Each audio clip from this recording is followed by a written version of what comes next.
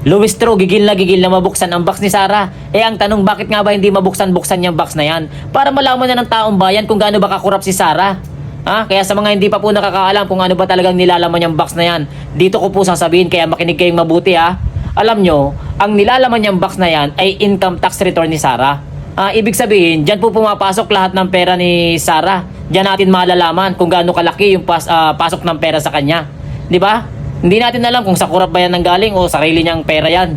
Di ba? Yan yung pinaglalaban nila At yan yung malaking ebidensya na ipinaglalaban nila pag nabuksan yung box na yan. Eh ang kaso, hindi nila mabuksan-buksan kasi nga, bawal. Hindi lang dahil bawal. Kasi makakasuhan sila, mababaligtad sila. Di ba?